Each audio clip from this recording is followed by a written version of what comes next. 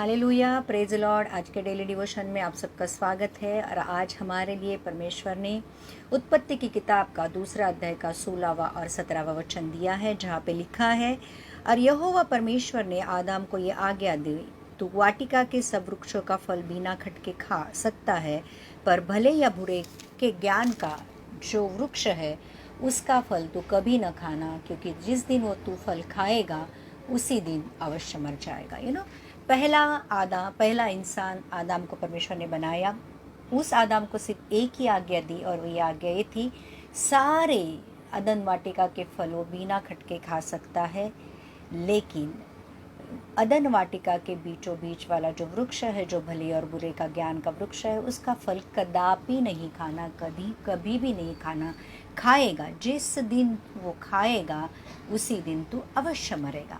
ये आज्ञा थी। आज्ञाएं क्यों दी जाती है? आज्ञाएं हमारे सेफ्टी के लिए दी जाती है, और आज्ञाओं के ऊपर हम कितना विश्वास करते हैं ये आज्ञा देने वाला समझना चाहता है, करके भी आज्ञा होती है। तो यहाँ पर परमेश्वर चाहता था कि आदम को, जैसे उसने पवित्र और धर्मी बनाया था, अपने स्वरूप अपने समानता में बनाया था, वो आदम परमेश्वर की आज्ञाओं पर चले, मतलब परमेश्वर के वचन के ऊपर विश्वास करके चले।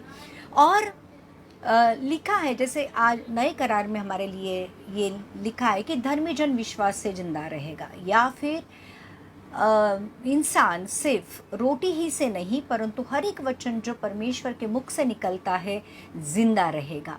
तो हमें जो कुछ भी वचन या जो कुछ भी आज्ञाएं हमें दी है, ये मानकर चलना है कि ये परमेश्वर ने मेरे अच्छे के लिए दी है, मेरे सेफ्टी के लिए दी है, और उनके ऊपर विश्वास कर चलना मेरा कर्तव्य है, क्योंकि वही आज्ञाएं मुझे परमेश्वर से जोड़ेगी या फिर दिखाएगी कि मैं परमेश्वर को कितना प्यार करता हूँ। तो विश्वास भी अगर हमें परमेश्वर के ऊपर आता है तो परमेश्वर के वचन सुनने से आता है। तो आज हमारे लिए ज़रूरी है कि वचन ना सिर्फ सुने परंतु उसके ऊपर विश्वास करे और उसके अनुसार चले। अगर ट्रैफिक के नियम हमें दिए जाते हैं, रेड लाइट है तो रुको, ग्रीन है तो चलो, येलो है या ऑरेंज है तो स्लो डाउन करो। अगर हम ट्रैफिक के नियम या बाकी भी नियम होते हैं, अगर हम लोग नहीं मानते हैं तो हमें दंड होता है या हमारा एक्सीडेंट होता है।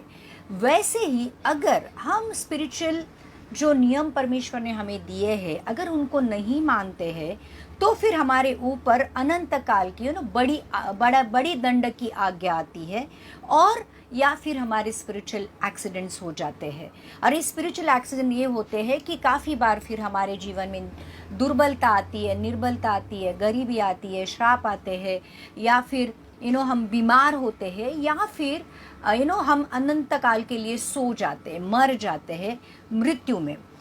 तो आज्ञाएं जब हम तोड़ते हैं तो आज्ञा हमें तोड़ती है, ध्यान रखना। इस एक सिंपल सी बात परमेश्वर हमें इस वचन के द्वारा कहना चाहता है कि जिस दिन तुम आज्ञा को तोड़ोगे, मुझे तुम्हें तोड़ने की ज़रूरत नहीं है, आज्ञा तुम्हें तोड़ेगी, और फिर उस आज्ञा का बहुत बड़ा दंड आपको भुगतना पड़ेगा अगर आप उसको नहीं मानते हो। तो बोलने का मतलब ये है कि हम आखिरी दिनों में अगर आज आ गए हैं, ये विश्वास करते हैं कि सच में यीशु मसीह का आना बहुत करीब है, बहुत नज़दीक है, तो वचन के द्वारा जल के स्नान से शुद्ध करके पवित्र की हुई जो कलीसिया यीशु मसीह को एक्सपेक्टेड है, वो वही कलीसिया को लेके जाने वाला है जो पवित्र है, शुद्ध है, निष्पाप है, प्रकाशमान है, जिसमें कोई दाग झुर्री या कलंक नहीं है। ऐसी कलीसिया को अगर वो लेने आने वाला है तो क्या हम वैसे बन रहे हैं? सवाल है हमारे लिए।